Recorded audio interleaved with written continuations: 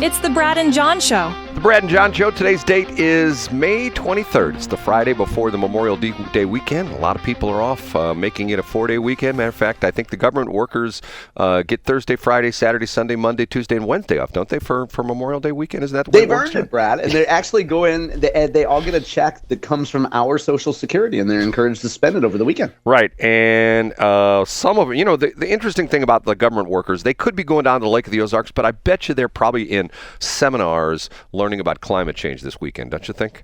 I think so. They're part of the Air Consortium or whatever the heck it's called. Okay. Before we do the Annie Frey thing, a couple things I want to bring up, essentially just things to talk about here. We talked about this yesterday to some extent with the cover-up of the Biden situation. And Peter Doocy, we talked about the fact that he put out a tweet and had like 6 different news clips in the tweet of him grilling Karine Jean-Pierre about the health of the president and how engaged he was. There's an article that was on Fox News this morning, which is sort of interesting. And essentially the title of the article is, if it comes up on my phone here, and it's not going to come up. Okay. Credibility crisis. Karine Jean-Pierre's defense of Biden's mental fitness over the years. Fox goes in and chronicles all these crazy things where she was asked this question. She deflected it. Okay. John, do you trust the government today as much as you did 10 years ago? No, and I think COVID played a huge role in that. Right, and it's come out that, what is it, myocarditis, or what's the heart disease? Yeah, I think it's myocarditis. I might have that wrong. Yeah, right. But it's a heart problem that's tied to the COVID vaccine. Right, and yet when people were coming out with this, especially when there were young athletes dying of this, there were quite a few of them, and people go like the government, well, it has nothing to do with the vaccine. We don't know what happened. The guy probably had a congenital heart disease. That's probably why he died at 23 when he was in perfect health. We don't have any idea why he died. I'm getting to the point where it's like, would you believe anything anybody says anymore?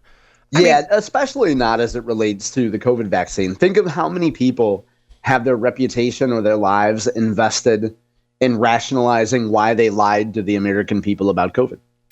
I just, and what's so sad about this is me as having these 2 worthless journalism degrees. If you and I had been doing this show back 4 years ago, and John takes the show. I put it up on our podcast platform, which is Red Circle, which goes everywhere. And then it's also on, I put it up on YouTube, and John massages it on YouTube and puts in all the timestamps and things like that. Does a great job with that. But if we were to be honest and talk about things 4 years ago, we would have our YouTube account not only black flagged, but canceled, correct? Yeah, I think that's fair to say. Because of the fact that we would have been saying things like, hey, I don't know about this vaccine, blah, blah, blah, blah, blah. You couldn't say those kind of things. And the people who were branded as the heretics back then are now the ones you look at and go like, man, that guy said it back years ago. And, he got in trouble. He got canceled. He got thrown off of YouTube, got thrown off of Twitter. Zuckerberg personally canceled account on Facebook. Now we find out he was the guy telling us the truth. And the same thing with the whole thing with Biden. I got into a discussion with someone who I will not mention yesterday about the fact that my point was, and we talked about this yesterday, the deal with Jill Biden, elder abuse. Remember, Sally Quinn came out with this article. We talked about this. She came out with this article in the Washington Post, essentially that she thinks that Jill Biden is guilty of elder abuse. And the person I was talking to yesterday, and we got into a somewhat heated debate about this, her point was, that's love. That's love.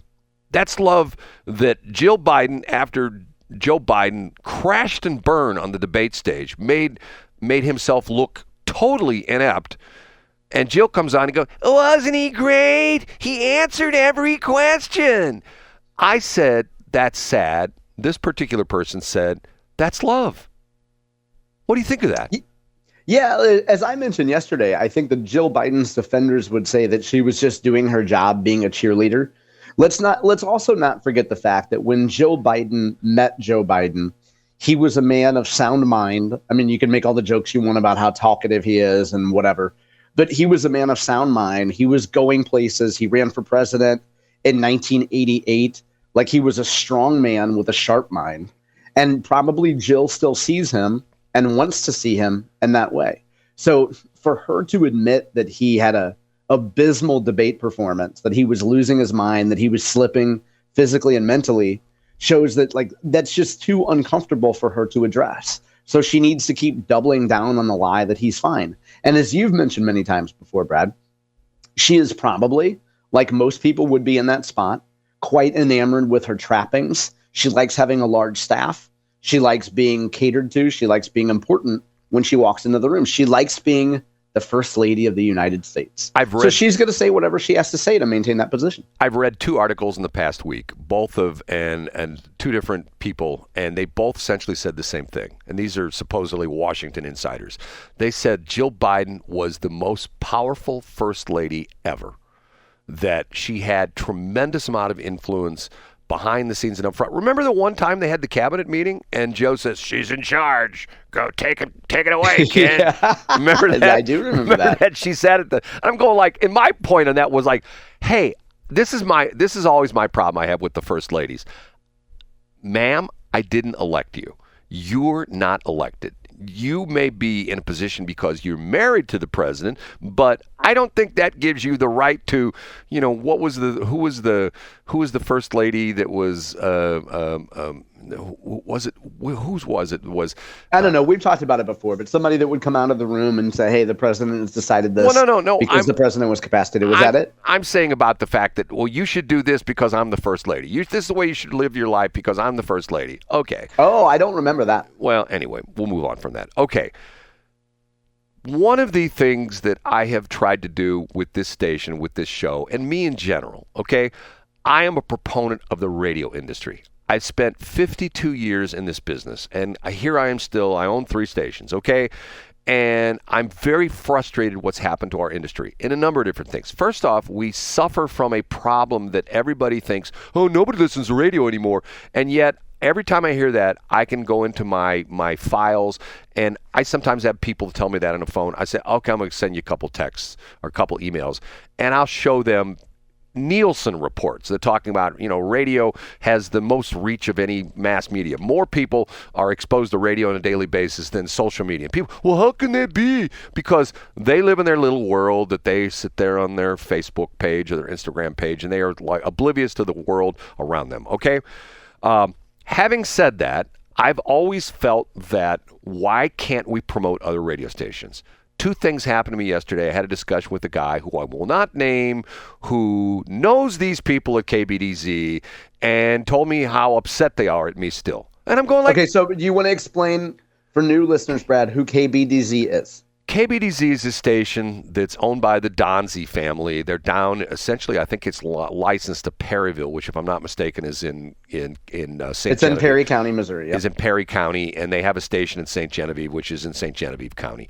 And they have a fairly powerful transmitter in Perry County or St. Genevieve County, where it is. And it gets into the St. Louis area. It covers South City, South County. Recently, they cut a deal where they took over from K-Wolf. They took over the 101.7 thing, okay? And I'm thinking, okay, great. Welcome to the Westplex. And I put some things up on my Facebook page and, promoting them a whole bit. Well, the dude who is supposedly the general manager blows a gasket and accuses me of doing all sorts of bad things. I'm going like, I'm trying to help the guy. And who is the guy? Let me interrupt, Brad. You did have a pleasant conversation on the phone with somebody who you said appreciated your efforts and loved the fact that you were promoting him. What is that guy's name? John, can I be honest with you? Yeah. He was just the opposite. Okay, so when you came on and said that you had a nice conversation with him, and I asked if you were serious multiple times, I said, okay, is this the same guy that sent you a mean message? You were being sarcastic, and when I asked you if you were sarcastic or serious, you lied and said that you were being honest. John, you're right. That guy the whole time was a jerk to you. John, you're right. I lied. And because of the fact that he was a jerk to you the whole time. Because I'm trying to put a positive face on this. Because I got you. It would be like, okay, let me give you the example. It would be like if you own a Burger King on your side of the street and I own a McDonald's. And one day we run out of hamburger patties. I'm the McDonald's guy, and you're the Burger King guy across the street. We run out of hamburger patties, and we find out that despite what everybody thinks, we get the hamburger patties from the same meat company in St. Louis. And you say, hey, I can give you a couple pans of patties to keep you going until your supplier takes care of you. Thank you so much. Okay. That's the way I do business. But like, for example, I gave the example of there was in his waning years, Ray Kroc used to do a lot of college business. He used to do like Wharton School of Business. He'd do presentations, with the students at these schools of business. And somebody asked him, would you help if somebody was on fire on the side of the road? No. The question was, if the guy from Burger King fell into a pond and was drowning, what would you do?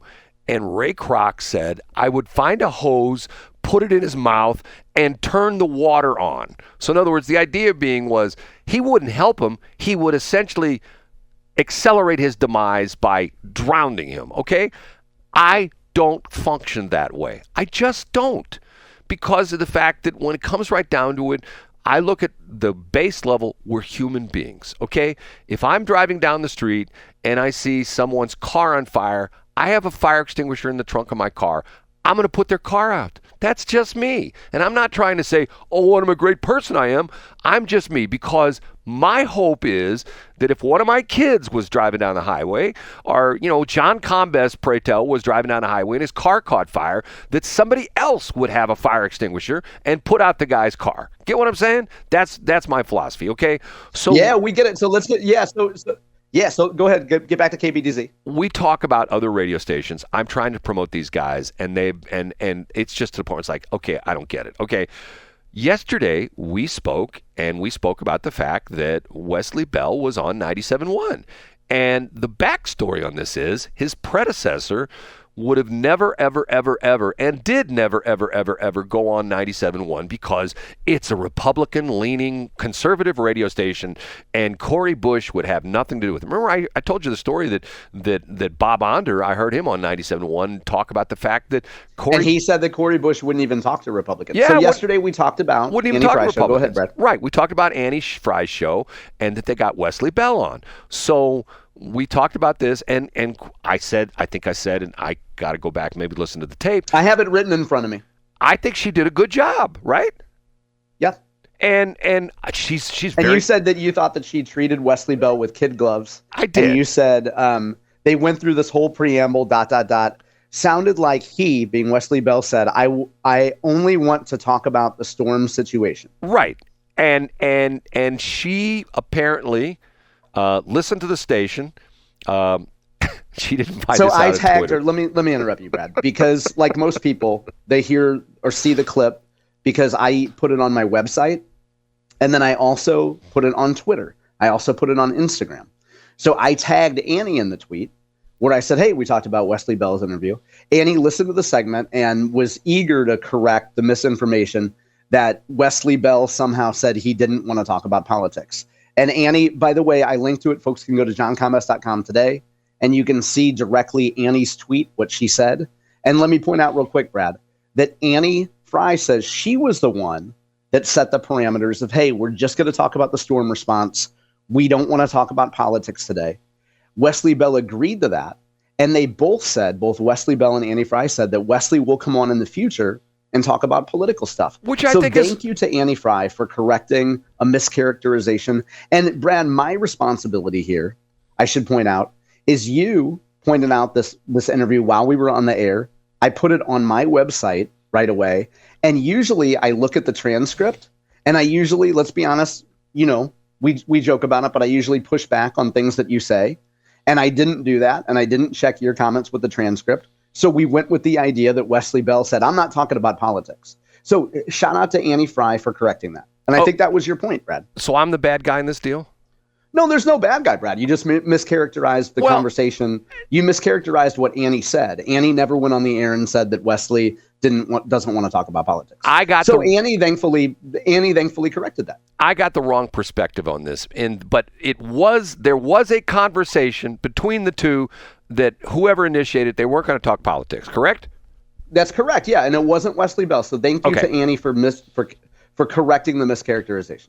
And I think it's great that he is going to be a future guest on the show because, John, you and I have talked about this before. If I was a Democrat, I would be hounding every conservative talk station in town.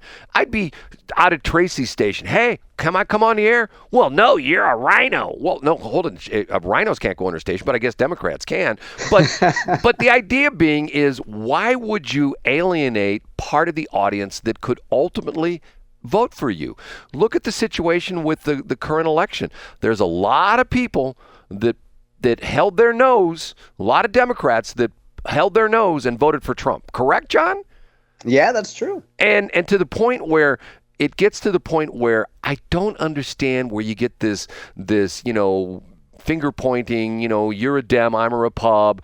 There's a story that I was reading today about someplace down in Florida about a 30-year-old woman beat the crap out of some 72-year-old guy because of the fact he had a MAGA hat on, and she whacked him in the head and ran away, and then the police caught up to him, and she injured one of the police officers. I don't get it. Explain to me why, and like this horrible situation in D.C. where this nutbag from Chicago flies to D.C., buys a ticket to this event, which is put on by the Jewish or by the Israeli embassy, and shoots a young couple, to death because he's pro-Palestinian. They're Jewish people. I don't understand it. I never will get it. It's just... I think there's something to be said for if you're walking down the street and you see somebody wearing a KBDZ hat, Brad. I don't think you would be able to contain yourself. No. You know what I'd say? Honestly. What would you say? I'd say, hey, thanks for listening to radio. Thanks for supporting local radio. Yes! Brad, do you think that maybe after all this interaction with KBDZ, maybe your help isn't wanted or appreciated, and maybe you could leave it alone for a while? Well, do you have it in you to say, hey, they don't want to be friends with me? That's their decision. And you just leave it alone for a while. I don't care if they want to be friends with me or not. I'm trying to promote local radio. That's what I'm trying to do. You know what? We've talked about KBDZ for a station that's based in Perryville that also has a signal in the Westplex. That based on what you had said, Brad, I thought you actually had a good relationship with them. So I set them as a preset in my car. And they do play great radio. Maybe we leave it alone and we point out the fact that you were trying to do the right thing and they don't need or want your help, and that's their decision, right? John, you know what? I'm disappointed in you. You know why I'm disappointed? Why's that? Because that radio station is way out of your demo. Hey, they play some songs I remember from the KHTR and KT days. No, they don't. They're playing 60s and 70s. They play Sammy Hagar. They play some good songs like that. It's like Brad. my youngest son Drew, who listens to music. His favorite music is all the artists who are now dead who recorded their music before he was even born. And I even said to him, I go like, Drew, all these people you listen to, you weren't even alive when they were rocking and rolling. Oh, I like the music. See, that's the interesting part of it is that sometimes, we can talk about programming or radio stations and things like that, and you're going after demos. Sometimes it works, sometimes it doesn't. It's to the point where you think it's like product. Can I tell you a funny KW? I thought about this the other day because... Yeah, you want to tell it in C Block? Yeah, I'll tell the KWMU story, which you will find very funny, okay? And all right. And this probably happened, 15 years ago, okay? Okay, so we need to take a break. I need to do this. I need to push this, and I need to say, we'll be right back.